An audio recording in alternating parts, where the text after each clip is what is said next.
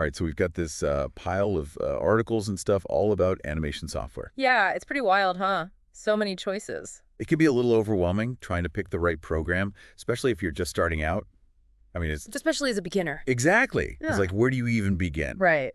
Luckily, we've got this great guide from TechRadar. They break down 7 different options. hmm We've got everything from the big professional software, The industry standard stuff. yeah, all the way to apps that you can use right on your phone. It's amazing, right? You can animate anywhere these days. For real. So, okay, this TechRadar article, they start off by talking about Autodesk Maya, and they call it the best overall. hmm But B B-U-T, it's like serious stuff. Oh, yeah. Maya is definitely more for professional studios, not really for beginners just getting started. Yeah, it seems super complex. Well, think of Maya as like the ultimate animation playground. But for pros, it gives you the power to create these crazy realistic 3D characters. I mean, we're talking hair, fur, clothing that moves naturally. What? Yeah. And then you can put those characters into these amazing environments, add special effects like fire and smoke, explosions. That's insane. It's no wonder it's the industry standard for blockbuster films and video games. So probably not for someone who's like, I want to try animating for the first time. Oh, right. Uh-huh.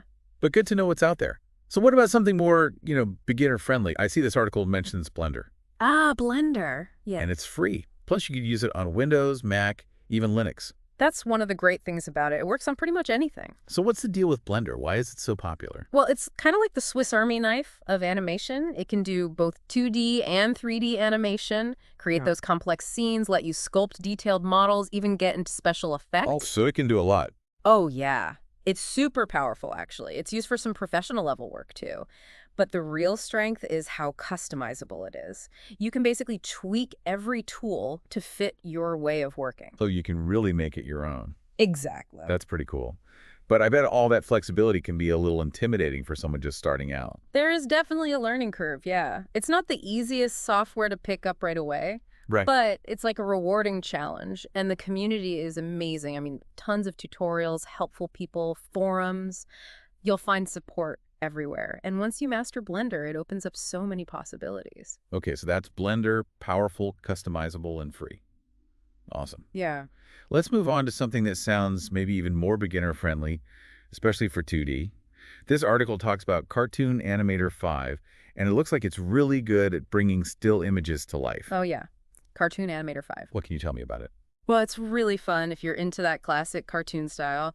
It's perfect. It's kind of like having a virtual puppet studio. You can do things like add bouncy movements to your characters, even use your webcam to capture facial expressions. Like what? Your webcam. Yeah, for facial expressions, it's super cool. You can make clothing flow naturally, warp objects, all sorts of cool stuff. So it sounds like it's really good for beginners who don't want to get bogged down with all the technical stuff. Definitely. And it's great for making explainer videos, short animations, even bringing your comic book characters to life. Plus, they offer a perpetual license, which is a big deal. You pay once, you own it forever. So you don't have to worry about those monthly subscriptions. hmm That's awesome, especially if you're just starting out. Yeah, exactly. That's a good deal for sure. Okay, so Cartoon Animator 5. hmm Fun, user-friendly, and budget-friendly. Sounds pretty good. Are there any downsides? The main one is that it's only for Windows. Oh, okay. So if you're on Mac or Linux, no Cartoon Animator, good to know. All right, we've covered a professional powerhouse, a really versatile free option, and now a fun 2D program. Let's move on to another one from Autodesk 3ds Max. It seems like it might be a bit more approachable than Maya, at least for beginners. Yeah, I think so. It's still a professional grade tool, but the interface is a little more user-friendly, I'd say. And while Maya is often used for character animation and special effects, 3ds Max is really popular for architectural visualization and interior design. So if I want to create a 3D model of my dream house, 3ds Max is the way to go. Pretty much. But it can also do character animation really well, too. The rigging process that's like creating the virtual skeleton that controls your character's movements, it's generally considered easier in 3ds Max. Plus, it's got these other cool features like particle and light simulation, a cloth engine to make fabric move realistically, and even scripting capabilities for those who want to get really advanced. Okay, so even though it's great for architectural stuff, it also has a lot to offer for character animation. Maybe a good option for those who find Maya a bit too intimidating. Yeah, I'd say so. A good stepping stone. All right. Now let's talk about what this Tech Radar article calls their top pick for beginners, Adobe Animate. What's so special about this one? I think one of the best things about Animate is that it's just so easy to use, especially if you're familiar with other Adobe programs like Photoshop or Illustrator. Oh, okay, so the interface is Yeah, similar. it's pretty intuitive, really Mhm. easy to pick up and start using, and it's packed with features that make animation, well, fun. So even if you've never touched animation software before, you could just jump into Adobe Animate and start creating. Pretty much. You can create your own shapes and characters, add movement to still images with this cool tool called Asset Warp. Asset Warp, what's that? It lets you basically warp and distort images to make them move. It's pretty cool. And the timeline is super easy to use too. So no steep learning curve. Not really. Plus, there are a ton of tutorials online that can help you learn everything you need. That's awesome. I'm already feeling inspired. But there's got to be a downside. Well, Animate does require subscription, so you'll have that ongoing cost. Ah, okay, so that's something to consider for sure. But it sounds like for ease of use and the sheer amount of stuff you can create, Adobe Animate is a winner for beginners. Definitely. Cool. Okay, now let's switch gears a bit and talk about mobile options. Because who says you need a fancy computer to animate? Totally. You can animate anywhere now. This Tech Radar article, they recommend Flip-a-Clip as the top choice for both Android and iOS. And they say it's got a free option, plus it's easy to use. So what makes Flip-a-Clip stand out from all those other animation apps? I think Flip-a-Clip is really great at, keeping animation fun and approachable. Like, no matter where you are, it just strips away all the complexity and focuses on the core tools. It's like a mini animation studio in your pocket. Totally. It's got brushes, erasers, a really cool feature called onion skinning that lets you see the previous frames as you draw so you can create smoother movement. And you can even record audio right in the app. Wait, hold on. Onion skinning. I've never heard of that. What is that? It's super useful for animation, actually. Imagine you're drawing a bouncing ball, right? Onion skinning lets you see the previous positions of the ball as you draw the next frame, so you can make sure the movement is smooth and the timing is right. Oh, that makes sense. It's like a visual guide to help you create that flow. Exactly. And Flip-a-Clip also has a really active online community. You can connect with other animators, share your work, get inspiration.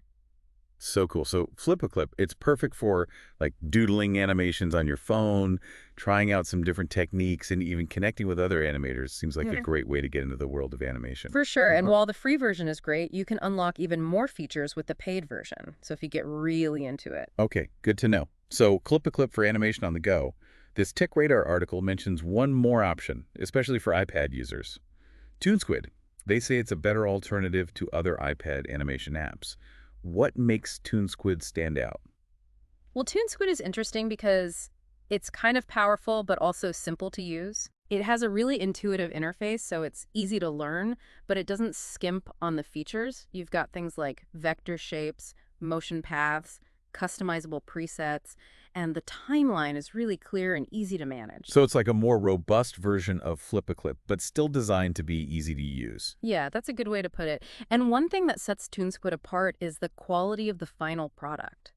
The animations you create with it just have this more polished and professional look compared to Flip-a-Clip. Interesting. Plus, it's really affordable. It's a one-time purchase, which is great compared to some of those subscription-based models out there. Wow, so you get that professional quality, but without having to pay a subscription every month. That's a steal. Sounds like TuneSquid is the ultimate iPad animation studio. It's definitely up there. It really strikes that balance between power, affordability, and ease of use. So we've got a lot of options here. Industry giants like Maya and Threes Max, versatile free options like Blender, fun and user-friendly programs like Cartoon Animator 5 and Adobe Animate, and mobile powerhouses like Flip-a-Clip and TuneSquid.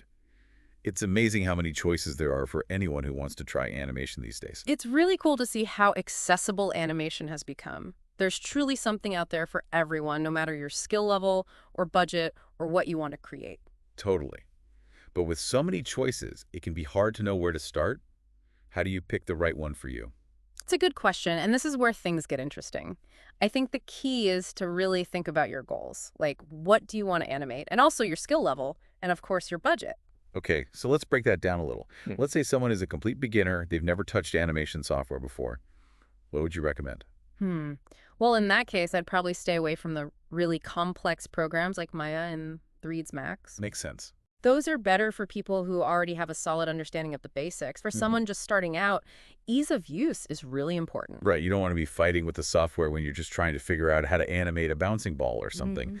So what would be a good starting point for a complete newbie? I think Adobe Animate is a really great option for beginners. It's designed to be easy to use, and there are so many tutorials available online to help you learn. Plus, it has that familiar Adobe interface, so it's not too intimidating. Good point. And if someone's looking for a free option? Blender is still a strong contender. It's definitely more complex than Animate, but it's incredibly powerful and versatile. And again, it's free. Plus, the community around Blender is amazing, so there's always someone to help if you get stuck. So Animate for ease of use. Blender for those who are ready to dive in and learn something powerful.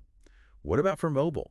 Those seem like a really fun and easy way to get started with animation. Oh yeah, for sure. I think Flip-a-Clip is fantastic for beginners who want to animate on their phone or tablet. It's simple, intuitive, and the free version is pretty robust. And for iPad users specifically, if they're looking for something maybe a little more advanced. Definitely check out ToonSquid. It produces really professional-looking results, and it's surprisingly affordable compared to some of the desktop software. Okay, so to sum it up, for absolute beginners, we've got Animate and Flip-a-Clip as great starting points. Blender for those who want a challenge and want to learn a powerful free option. And ToonSquid for iPad users who want a balance of power, affordability, and ease of use. That's a great summary. I think it's important to remember, though, this is just a starting point. The best animation software is really the one that inspires you to create and that fits your own personal needs and style. Yeah, that's so true. There's no one-size-fits-all answer here. Exactly. What's so cool about animation is there's a tool out there for everyone, no matter your skill level or budget. This deep dive has been so eye-opening. I feel like I have a much better understanding of all the different software options out there now. Me too. It's been fun exploring all these tools with you. Before we wrap up, anything else you want to add? Any words of wisdom for our listeners who are excited to start their animation journey? I think the biggest takeaway for me is just like, don't be intimidated, you know? Yeah. There are so many great programs out there, so many resources. There's really no reason not to jump in and give animation a try. And most of these programs, they offer free trials. Right. Or they have free versions. Exactly. So you can kind of test the waters before you commit. Yeah, exactly. It's like test driving a car before you buy it. If you like how it handles, you know? And don't forget about all the online resources that are out there. Oh, yeah. Tons of tutorials. Forums. Really. Yeah. I mean, there's a wealth of knowledge out there, and people are so willing to help. And the animation community, in general, it's known for being super welcoming and helpful. So if you ever feel stuck, don't be afraid to reach out. There are so many groups, online forums, places where you can connect with other animators, share your work, get feedback. It's really cool how technology has not only made animation more accessible, but also fostered these really amazing communities. It's great. This deep dive has been so inspiring. I'm ready to dust off my old Wacom tablet and get to work. Me too.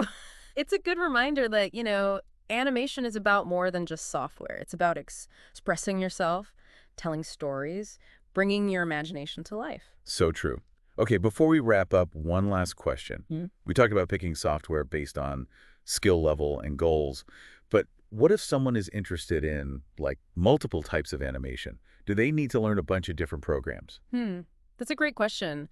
And, you know, there's actually a really exciting trend happening in animation right now where programs are becoming more versatile. Like in the past, you might have had one program that was specifically for 2D and another one for 3D. But now you're seeing more and more crossover. Blender, for example, is traditionally known as a 3D program, but it's getting really popular for 2D as well. So you can kind of do it all in one program now. Yeah, the lines are blurring, which is awesome. It means as an animator, you have more flexibility and you can experiment with different styles and techniques without having to switch back and forth between programs. That's awesome. It's like having your own little animation studio right there on your computer. Exactly. And that kind of brings me to my final thought. As you're starting out on your animation journey, don't be afraid to really push the boundaries. Experiment, try different styles, blend techniques, and most importantly, have fun and be creative. Such a great message. Yeah. So, to all you aspiring animators out there, go forth and animate. And that's a wrap on our deep dive into the world of animation software. We hope you learned something new, found some inspiration, and are feeling excited to start creating. Until next time, happy animating.